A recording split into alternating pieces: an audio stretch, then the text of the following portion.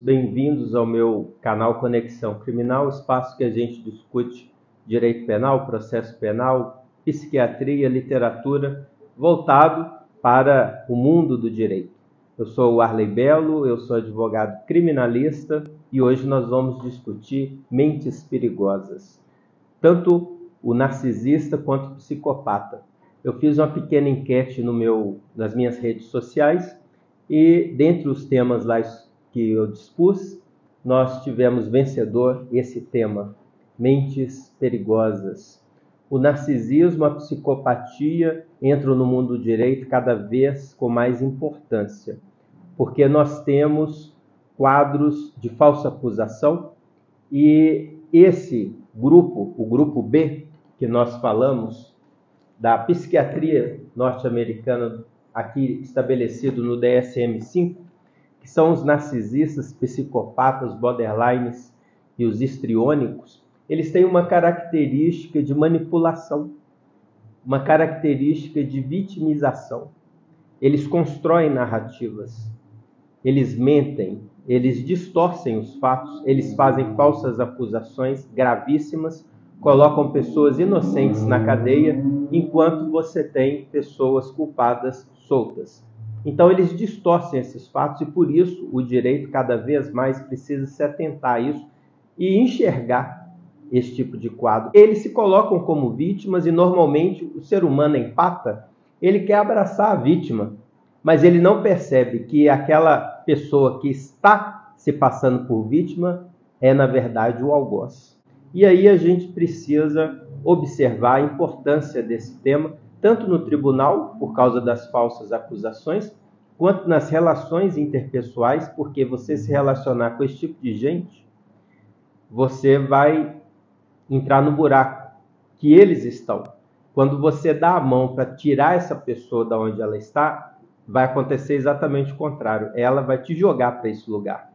Então você provavelmente vai ter um transtorno pós-traumático, não é? Depois desse tipo de relacionamento no aspecto pessoal. E no aspecto político, nós temos que eles fazem perseguições, eles constroem narrativas, eles manipulam as massas, e nós vamos passar uma discussão por cima disso tudo. É claro, eu não sou médico psiquiátrico, eu estudo a psiquiatria, mas isso não substitui de jeito nenhum um laudo, não é, psiquiátrico. É um assunto sério, é um assunto muito difícil, são conceitos básicos que nós vamos trazer aqui, mas que servem como introdução, como curiosidade, para que vocês possam alertar sobre esse quadro, essa situação. O fato é que só o direito, hoje, sozinho, não dá conta de resolver esses problemas gravíssimos que nós temos acompanhado aqui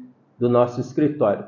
Então, o tema de hoje, mentes perigosas. Transtorno de personalidade significa que a pessoa, como o próprio nome diz, a pessoa ela tem transtorno de personalidade, transtorno para ela e transtorno para os outros.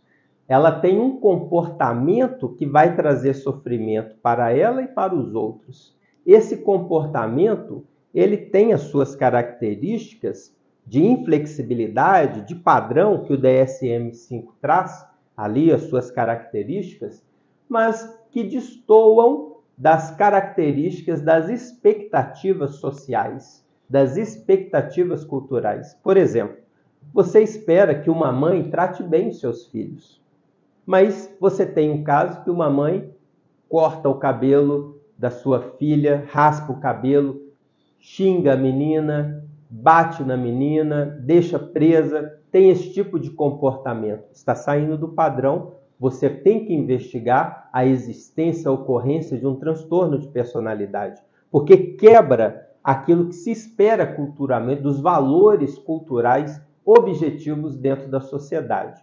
De forma que, quando há essa quebra, você investiga esse transtorno de personalidade, que não se confunde com doença mental. Uma coisa é a pessoa ter um transtorno de personalidade antissocial, por exemplo, a psicopatia. Uma outra coisa é a pessoa ser um psicótico, ter uma esquizofrenia, ter uma doença mental, como o Código Penal assim coloca. A diferença é que a pessoa que é psicopata, narcisista, borderline, histriônico, a pessoa que tem transtorno obsessivo compulsivo, a pessoa que tem TAG, o transtorno de ansiedade generalizada, esses transtornos que a pessoa tem não impedem essa pessoa do seu contato com a realidade, de enxergar o que está acontecendo na realidade. Ao contrário das pessoas, por exemplo, esquizofrênicas, psicóticos, porque aí há uma ruptura com a realidade.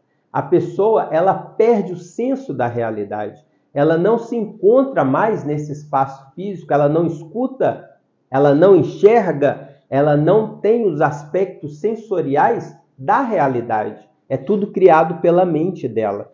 Então, a pessoa que é psicopata, que tem transtorno de personalidade antissocial, por exemplo, ela responde normalmente pelo Código Penal. O psicótico, ele não responde pelo Código Penal no que tange a pena de prisão, mas ele vai responder penalmente também com a chamada medida de segurança. E como que surge um psicopata, um narcisista, um histriônico, um borderline? Bom, esses transtornos de personalidade, eles possuem causas que podem variar desde a sua genética da pessoa até a questão ambiental, a questão como são tratados ou foram tratados como crianças, quando crianças, por excesso de zelo ou falta de zelo.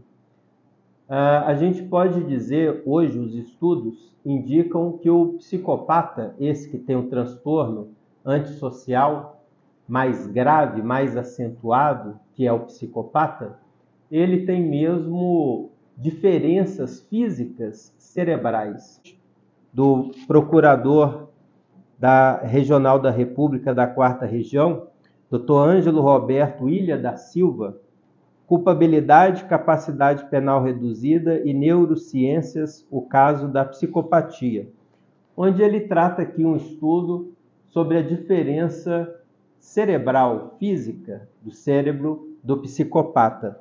Na página 358, aqui desse trabalho, da RT, ele diz, como se observa, a neurociência demonstra que a anatomia do cérebro é diretamente ligada à caracterização da psicopatia.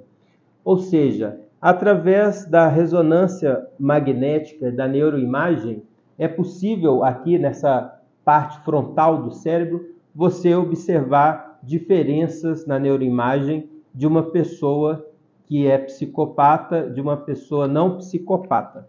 Na conclusão, ele trata, e eu já falei aqui nesse vídeo, mas é muito importante a gente voltar a dizer, que nem todos os psicopatas são criminosos. E ele traz um curioso caso, falando que entre tantos possíveis exemplos, tomemos o caso de James Fallon, neurocientista dedicado ao estudo da psicopatia com exames de neuroimagem. Em suas investigações, Fallon descobriu que ele mesmo teve um resultado positivo para a psicopatia, utilizando o recurso de ressonância magnética funcional. Então, é uma advertência muito importante. Nem todo psicopata comete crime. Nem todos aqueles que cometem crimes são psicopatas. De forma que é necessário a gente ter a distinção da psicopatia com a criminalidade. Se a gente tem que a psicopatia é de fato a pessoa vai responder criminalmente, se a gente tem que de fato dentro dos presídios existe um alto índice de pessoas com transtornos psicológicos, psiquiátricos, cumprindo pena. Por outro lado, a gente tem que advertir que nem todas as pessoas que têm transtorno elas vão cometer crimes. Eu tenho comigo, claro, que essas pessoas vão gerar transtorno para si e para os outros, né? Mas não ao nível de gravidade de cometerem crimes ou agressões físicas ou falsas acusações contra outras pessoas. Mas transtorno certamente vão trazer. Crime já é uma outra história e aqui é um caso que ilustra bem essa situação. Já especificamente ao narcisismo, a gente tem nos livros de psiquiatria excesso de cuidado ou mesmo até a falta total de cuidado, o abandono. E dentro desse aspecto há uma ruptura, né, do eu dessa pessoa e ela cria uma outra imagem de si. Eu estou falando de uma maneira simples para juristas, né, para advogados, colegas profissionais de direito, para a gente simplificar a história. Então, o narcisismo ou é esse excesso de zelo, que tudo pode, ou é a falta absoluta de quadro, de atenção quando criança. Não necessariamente, mas pode trazer. É claro que essas pessoas, quando entram em relacionamento, via de regra traz problemas, traz um tipo de transtorno, como o próprio nome diz, mas a gente tem que observar o ciclo que existe de relacionamento com essas pessoas, que a gente pode levar também a um alcance social, público, como a gente tem visto aí os políticos fazerem. Mas num aspecto pessoal, nunca começa ruim. Você não vai imaginar que uma pessoa vai ter relacionamento com um narcisista, com um psicopata, que vai agredir fisicamente, que vai estuprar, que vai matar, sendo que esse relacionamento vai começar assim. Você veja, por exemplo, O Maníaco do Parque, tem o filme, eu indico que vocês assistam o filme Maníaco do Parque, mas ali o Maníaco do Parque, quando ele começa a conversar com as mulheres, para tirar uma foto no meio de uma mata, lá em São Paulo, ele é muito agradável, né? Ele seduz as suas vítimas para ir com ele sozinho, sendo que nenhuma vítima conhecia ele anteriormente, irem sozinhos no meio de uma mata. Então, eles seduzem. O início do relacionamento é sempre muito bom. É o que a gente chama de love bombing. Os estudiosos aí do narcisismo chamam isso, né? Um bombardeio do amor. Normalmente há o espelhamento. Essa técnica do espelhamento é você criar um personagem que tudo agrada no outro. É o mesmo time de futebol. O cabelo, até o narcisista, ele lê a forma como você gosta do cabelo do outro. O tipo de roupa, o partido político, o tipo de música. Então, desde as roupas, o cabelo, o perfume, a banda de rock preferida ou a religião, tudo aquilo narcisista vai fazer espelhamento com você. E essa fase é onde vai começar o bombardeio do amor, onde tudo é perfeito. Lembra muito aquela música do Fábio Júnior, Metade da Laranja, né? Onde uma pessoa vai encaixar perfeitamente no outro, e perfeitamente é algo muito complicado. E é muito rápido, não é? Normalmente é uma escalada de querer morar junto, de querer casar, de querer viver as experiências, as expectativas, e é normalmente assim que começa esse tipo de relacionamento perfeito. Muitas fotos nas redes sociais, que é o amor da minha vida, eu não vivo sem, e apresenta para a família, muito rápido as coisas. A vítima empata, ela vai se deixar seduzir, e aí começa a ter os desgastes, começa com pequenas agressões, verbais, físicas, comportamentais, ao isolamento dessa pessoa para que os outros não possam enxergar o que está acontecendo. Então afasta-se dos amigos, afasta-se dos parentes, e essa pessoa vai sendo ali dominada, começa as agressões mais pesadas, dentre as quais psicológicas nós temos o gaslighting, que é uma forma de abuso emocional, onde o abusador faz com que a pessoa abusada desacredite dos próprios pensamentos dela. E aí são várias técnicas que eles usam e a pessoa, no final da história, acaba se perdendo de si mesmo. Aqui mesmo no escritório, eu já tive clientes que não conseguiam mais falar. A impressão que dá é que a pessoa se perde dentro da cabeça dela. Ela fica perdida, é um transtorno pós-traumático tão poderoso que a pessoa ela se perde de si, ela não consegue mais arquitetar uma frase. Ela não consegue mais se lembrar do que aconteceu. E vira um tumulto isso daí, porque as acusações surgem de todas as formas. Você começa a ter print de 3 anos atrás, gravações de 4 anos atrás, de 5 anos acusações, de 10 anos acusações. E isso surge tudo esquematizado, detalhado, datado. É uma forma realmente impressionante. E o gaslight, como tão grave quanto a agressão física, é o gaslight quanto a agressão psicológica.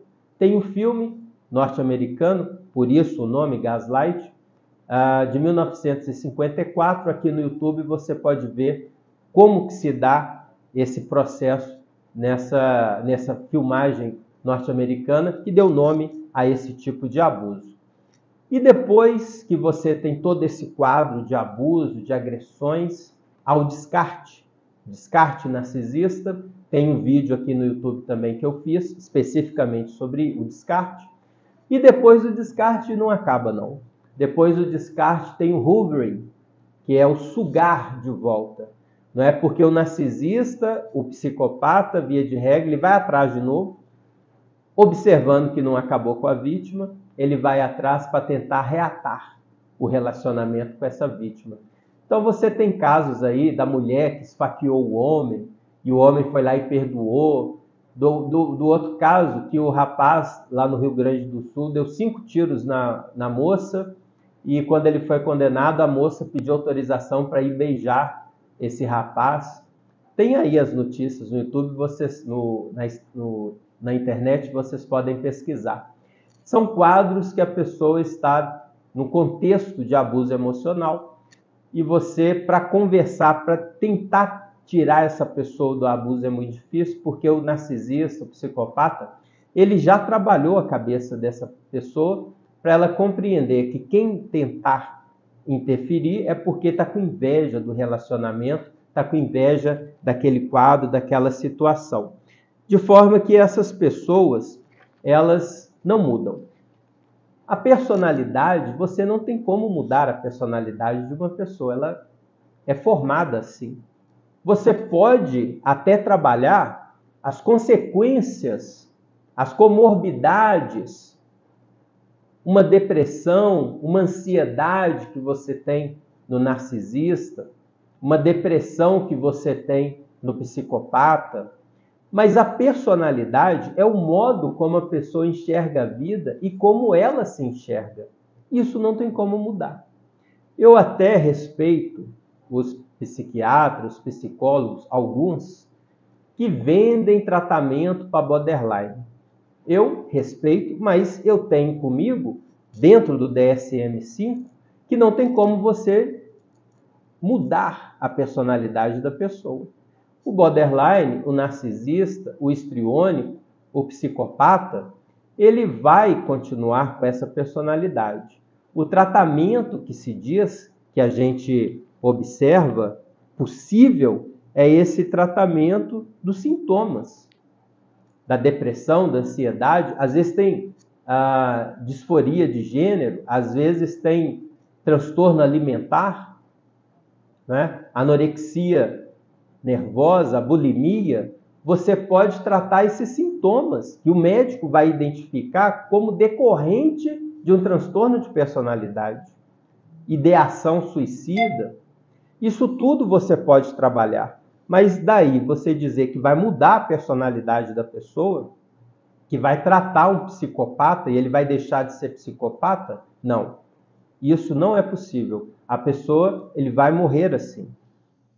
Você só não muda a personalidade da pessoa, como eu vejo que hoje a sociedade incentiva muito esses transtornos, né? Essa forma de ser, de existir narcisista dentro da sociedade, que é uma sociedade onde se premia a performance e não o caráter que a pessoa tem, onde você tem a busca desenfreada pelos likes, a busca desenfreada por agradar ao outro para você ter os benefícios. E aí você tem políticas que são construídas para agradar o outro a um curto espaço de tempo, sendo que no contexto geral aquilo ali vai ser ruim. Então você tem hoje uma culta imagem, você tem uma superexposição emocional dentro da sociedade e acabou se normalizando o narcisismo. O narcisista que tem um transtorno de personalidade, ele rapidamente apreende como é que se joga esse jogo, como funciona esse jogo, ele se apaixona por essa imagem, esse reflexo digital que ele tem, e o resultado é exatamente a perda pela sociedade dos valores sociais. Você dilui os valores sociais porque você premia a performance e não o caráter das pessoas. O psicopata é o retrato mais grave do transtorno de personalidade antissocial. A característica principal dele é a falta de empatia, falta de culpa, falta de remorso. Ele vai cometer ali eventualmente um crime e vai dormir como se nada tivesse acontecido. A imagem que eu tenho de quando eles cometem um crime é como você estivesse assistindo um filme onde um personagem, uma outra pessoa estivesse cometendo uma situação, um crime bárbaro, um homicídio. Mas aquilo é um cinema. Você está vendo aquilo longe de você, você não sente aquelas emoções como se você estivesse praticando. É mais ou menos isso, eu imagino, que a gente pode traçar um paralelo do que se passa na cabeça de um psicopata. O psicopata, ele é articulado, ele é inteligente, ele é sedutor. Eu vi até mesmo essa semana na internet um estudo dizendo de cada 5 altos executivos nos Estados Unidos teriam um transtorno de personalidade antissocial, seriam psicopatas, por causa dessa frieza. Né? São pessoas que não se deixam vencer pela emoção, são pessoas inabaláveis e às vezes são características de líderes, né? De pessoas que aceitam aquela pressão que outras pessoas não aguentariam, mas essas pessoas aguentam com maior tranquilidade. Então, você tem filmes que tratam disso, que a gente pode observar. O filme predileto que eu tenho, que trata do psicopata, é Onde os Fracos Não Têm Vez. Ele executa as pessoas com uma frieza quase que matemática. E como se de fato ele não estivesse executando aqueles crimes.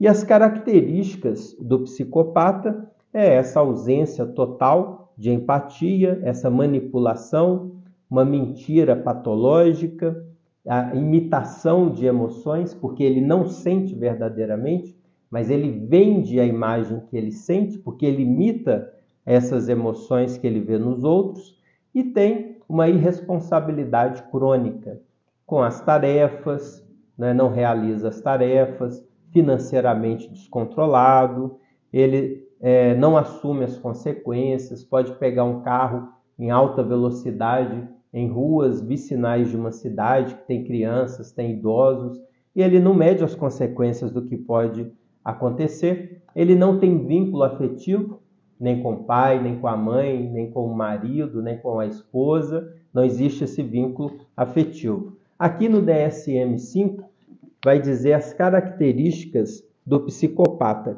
Violação dos direitos das outras pessoas, que ocorre desde os 15 anos da idade. Coloca aqui 15 anos, porque antes dos 15 anos, nós temos o que se chama transtorno de oposição desafiante, o TOD, tendo em vista ali que é possível você ter um tratamento sobre esse tipo de comportamento dos menores de 18 anos. Aqui, então, essa questão relevante da idade no que tange aos psicopatas. Fracasso em ajustar-se às normas sociais relativas a comportamentos legais, tendência à falsidade, mentiras repetidas, uso de nomes falsos, trapaça para ganho ou prazer pessoal, impulsividade ou fracasso em fazer planos para o futuro, irritabilidade e agressividade, descaso pela segurança de si e de outros, irresponsabilidade reiterada, ausência de remorso. Essas são as características do DSM-5 no que tange aos psicopatas. E o narcisismo? A gente começa com o mito de Narciso. Dentro da mitologia grega, esse jovem que era muito admirado, mas não se deixava levar por nenhum tipo de relacionamento. Um belo dia estava à beira de um lago, vendo o seu reflexo ali no lago, ele se deixou levar pelo seu reflexo e acabou morrendo afogado. O narcisista é exatamente essa figura que se apaixona por uma imagem, algo que não é real. Aquilo não existe, a imagem, é só um reflexo. Mas ele se apaixona por aquele eu perfeito que ele criou na sua mentalidade, ou porque teve uma dor muito forte, ou porque teve um processo de enaltecimento muito grande dentro da sua infância. E aí você tem essa ruptura. E ele cria um outro eu, um personagem, e esse personagem perfeito, amado, grandioso, esse personagem que busca elogios e validação, que se ofende com qualquer crítica, que se ofende com qualquer limite que lhe é colocado. Então, o narcisismo, ele começa muito com essa mitologia grega do narcismo, porque ele se apaixona por uma versão que não existe, uma versão idealizada. Ele não suporta crítica, ele não suporta nenhum tipo de situação que venha contrariar a ele, e eu diria mesmo que os psicopatas agem com frieza e os narcisistas agem com espetáculo. Eles querem ser admirados, eles querem ser amados, porque o vazio interno é tão grande que ele busca isso para o lado de fora. Como filme, a gente tem aquele filme Psicopata Americano, onde demonstra que aquele ator principal, aquele personagem principal, tudo dele tem que ser perfeito, né? Os melhores ternos, a máscara que ele usa para a pele dele ser perfeita, o apartamento é o mais caro, o carro é o mais caro, e ele se transforma ali no presidente da empresa. Então tudo dele é aquela busca do teatro, daquele espelho, daquela perfeição forjada. E a gente tem também, historicamente, o personagem Napoleão Bonaparte, como símbolo da vaidade imperial, do seu complexo de grandeza. De forma que o narcisista, ele estuda o outro, mas para manipular, para encantar, para sugar. Não é para agradar o outro. Esse espelhamento inicial é para convencer o outro a se submeter àquilo que ele deseja, àquilo que ele quer.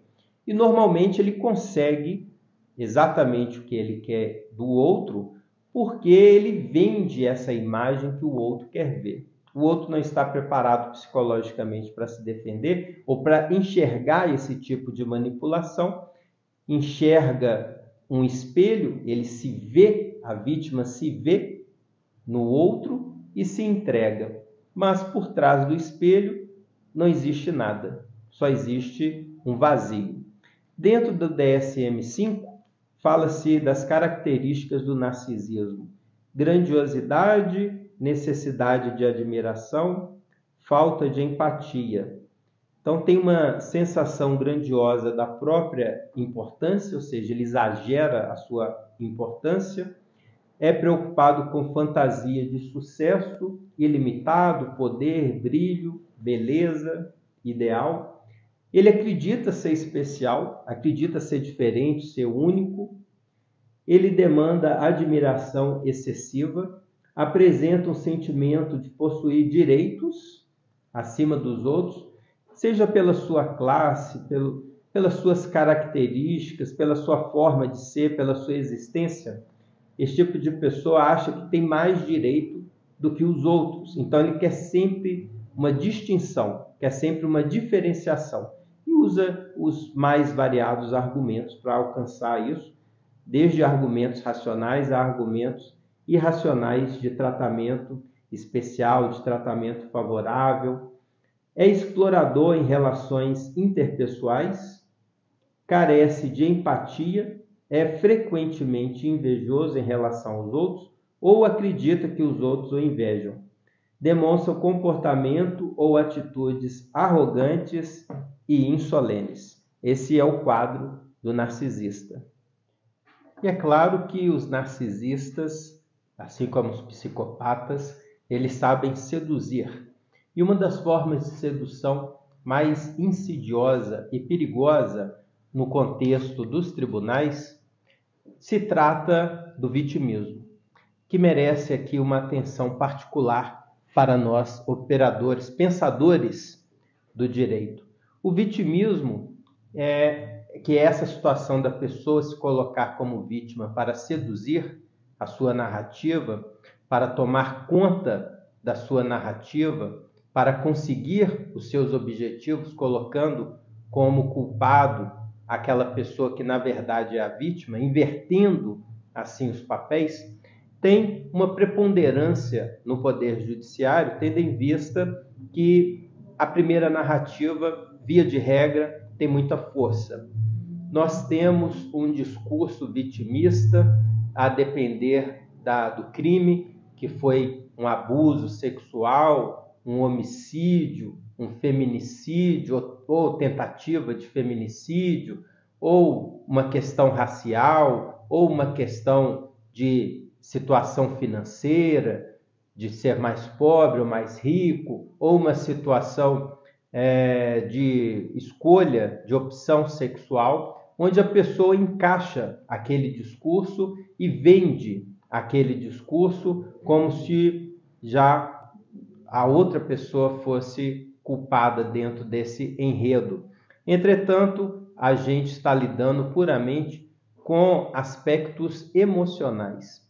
Eles sabem como fazer esse jogo emocional e eles distorcem os fatos, eles fazem confusão dos fatos. Normalmente são fatos pequenos, mas vários fatos, 10, 15 fatos, eles distorcem esses fatos e chegam a conclusões cruzadas. Eu tenho uma cena que é do filme Instinto Selvagem, onde a atriz, ela, no cruzar de pernas em seu interrogatório, ela acaba tirando a atenção dos investigadores e consegue dominar a narrativa sozinha com o cruzar de pernas. Então, eles usam esse tipo de manipulação, de sedução, para alcançar a sua narrativa.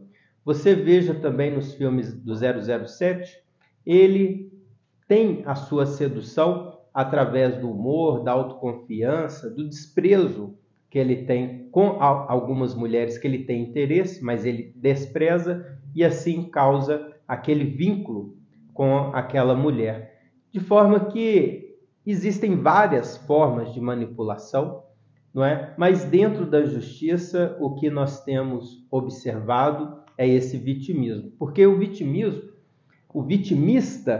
ele não quer justiça. A vítima quer justiça.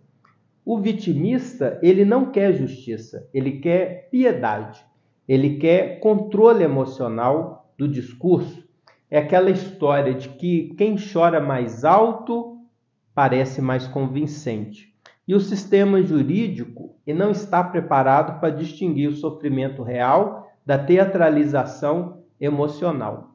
Mas você não tem uma prova objetiva, não é? Você não tem uma testemunha, você não tem uma perícia, você tem aquela narrativa, você tem uma performance daquela pessoa, e aí a gente precisa distinguir aqui uma situação muito basilar, é o X da questão no aspecto jurídico, que é a persuasão jurídica do vitimismo manipulador. A persuasão jurídica se evidencia através de fatos e provas. Você tem fatos objetivos e provas objetivas. Porque quem está realmente machucado, quem é realmente vítima, via de regra, não tem força para gritar, não tem força para ir para as redes sociais, para fazer o teatro, essa teatralização, a pessoa fica muito atordoada. A pessoa sente aquele baque ali psicológico, emocional. Mas o vitimista, ele já vem com discurso pronto. O vitimista, ele sabe como explorar a empatia alheia, ele já tem ali um script emocional todo pronto, de forma que ele distorce, ele encena, ele quer dominar por um sofrimento forjado. Então você tem riscos, e é o que tem acontecido, de decisões judiciais baseadas apenas em carga emocional. E o problema grave é que a sociedade, a mídia e até mesmo o Poder Judiciário, o Ministério Público, e eu coloco também os advogados, os psiquiatras, os psicólogos, têm sido incapazes de diferenciar a vítima verdadeira desse vitimista, né? Deixando-se levar muitas vezes por um contexto do discurso emocionado. Então nós tivemos a oportunidade de observar os narcisistas e os psicopatas em relacionamentos, também em questão de tribunal, de justiça, das falsas acusações, e agora a última parte, a relação dos narcisistas e psicopatas com a política. Quando o narcisista e o psicopata chega ao poder, ele não vai se entender como um servidor público, ele vai se entender como dono daquele cargo e vai procurar os benefícios próprios que pode dali exaurir, retirar. Eles nunca vão assumir erros, né? O narcisista e os psicopatas, eles não assumem que erraram. Eles sempre vão colocar a culpa na oposição, na imprensa, em outros servidores, em parte da população. Sempre vai ser culpa do outro, nunca vai ser culpa dele. Eles nunca vão chegar frente a um vídeo, a uma emissora, a um meio de comunicação coletivo ou individual, irão assumir que erraram, vão pedir desculpas por algum tipo de erro. Os intelectuais, eles são controlados também pelos narcisistas e psicopatas, porque os intelectuais, eles pensam, eles têm pensamento crítico, eles criticam, eles têm essa liberdade, essa possibilidade intelectual de fazer essas críticas. Então, os narcisistas e os psicopatas, eles vão combater os intelectuais. Eles combatem de várias formas. A primeira delas, através da ameaça. Depois, eles podem buscar a censura.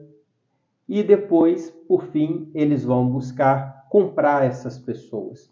Mas, de qualquer forma, essa classe dos intelectuais, que eu incluo aí também os artistas, os jornalistas, eles têm uma especial atenção. Eles nunca vão deixar essas pessoas livres para falarem, pensarem o que quiserem. Eles vão se colocar sempre como vítimas, como centrais da história. Eles vão dividir a população entre bons e maus, pessoas favoráveis, desfavoráveis, trabalhadores, não trabalhadores, corretos, não corretos, sempre vão fazer essa divisão. Eles gostam de trabalhar em símbolos e eles são extremamente reativos a críticas.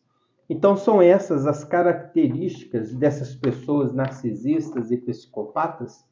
Eles, na verdade, não governam. Eles simplesmente representam um papel.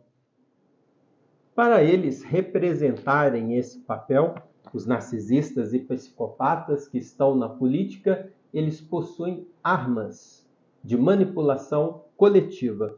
Essas armas de manipulação coletiva, elas vão se identificar de uma maneira simplista, com armas ligadas ao medo, com armas ligadas à distração e com armas ligadas à criação de símbolos, de inimigos simbólicos que eles vão atribuir questões negativas.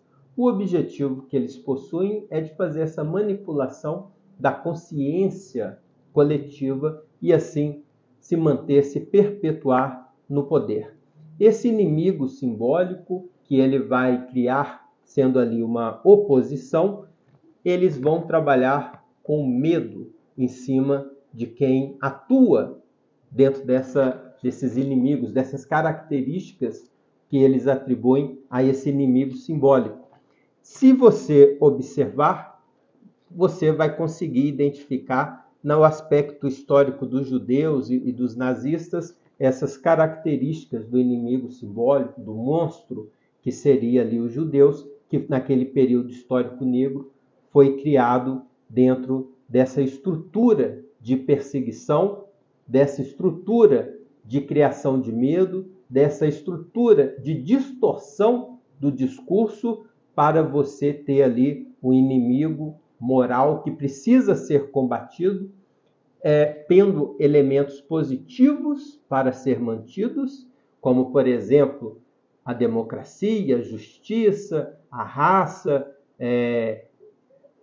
a liberdade. Eles vão identificar elementos positivos para você identificar com esses políticos psicopatas e narcisistas. E o inimigo simbólico, ele vai identificar com valores negativos, como, por exemplo, a censura, como, por exemplo, a falta de liberdade, a tortura, questões negativas. Então, eles criam esses símbolos, literalmente, eles adoram criar símbolos, né? Vocês vejam mesmo o sistema nazista, o tanto de símbolo que eles criaram e esses valores para que as pessoas identifiquem-se umas às outras e, através disso, você possa ter o controle, a percepção do controle. Além disso, eles têm as armas do vitimismo e do sistema judicial. O vitimismo é onde eles mais trabalham aspectos emocionais. É o lado da comoção, é o lado da consciência mais afetiva. E o sistema de justiça, ele vai entrar muito no aspecto de criação do medo e da criação de distrações para o medo, no sentido dos inimigos, e distrações para aquelas pessoas que são favoráveis aos psicopatas e narcisistas e aqueles indiferentes. De forma que não interessa se há lógica, se não há, o que interessa é a narrativa, o que interessa é se colocar como vítima e tratar daquilo ali como uma urgência, porque assim você perpetua o poder, você faz leis, você controla a narrativa, você perpetua acusações de todas as formas sucessivas, diárias, através das mídias eletrônicas, isso tudo com o objetivo de sequestrar o lado emocional. As ações judiciais, elas visam mais essa estrutura midiática, elas visam mais a divulgação daquilo que o grupo simbólico, o inimigo simbólico, está sendo perseguido pela justiça. Então, eles silenciam os inimigos do sistema através da justiça, usam o poder judiciário para silenciar os seus inimigos. Não interessa a verdade para os narcisistas ou psicopatas, eles vão utilizar isso como forma de criar barulho, de criar confusão, de criar conflito, de criar brigas, de criar disse-me-disse, como mecanismo de gerar medo e como mecanismo de gerar distração. O medo no inimigo político, naqueles que estão criticando, que não estão alinhados, e a distração para os outros. Então a gente tem que a política, ela se transforma num espetáculo. Você tem o povo ali paralisado, que fica esperando o próximo capítulo do que vai acontecer, fica hipnotizado, e aí você tem efetivamente o poder consolidado através dessas manipulações coletivas. De forma que medo, distração e criação de um inimigo simbólico visam a perpetuação do poder. Há um mecanismo de manipulação ainda mais grave, que é o genocídio cultural. Os narcisistas e psicopatas, eles não querem apenas controlar o presente. Eles querem também controlar o passado. Portanto, eles vão ter sempre ações, atitudes que vão ser dicas para a gente observar de mais perto esses políticos que possuem esse tipo de transtorno. Então, eles vão agir para apagar símbolos e para destruir inimigos, tentando reescrever a história. Eu trago um exemplo muito recorrente e importante, que foi a destruição dos Budas de Bamiyan pelos talibãs. Esses Budas foram destruídos não por uma questão política simplesmente, mas porque eles representavam símbolo de uma existência anterior ao Talibã. E eles queriam apagar esse tipo de memória. Da mesma forma, quando a gente vê pessoas defendendo a queima de livros, que até hoje a gente tem, pessoas defendendo apagar arquivos, pessoas defendendo silenciar, perseguir escritores por aquilo que escrevem ou já escreveram, reescrever histórias, romances de pessoas que no passado publicaram livros dentro de um contexto e hoje eles são perseguidos, são cancelados, como se diz, porque estão trazendo uma realidade que já existiu e isso quer ser apagado. Estátuas queimadas também, podem pesquisar aí na internet aqui no Brasil. Recentemente, nós tivemos algumas estátuas queimadas e quebradas também por esses aspectos políticos que chamam a atenção. Lembra mesmo em 1984, no trabalho 1984, George Orwell, aliás, um trabalho também que foi censurado por questões políticas, onde ele diz que quem controla o passado controla o futuro.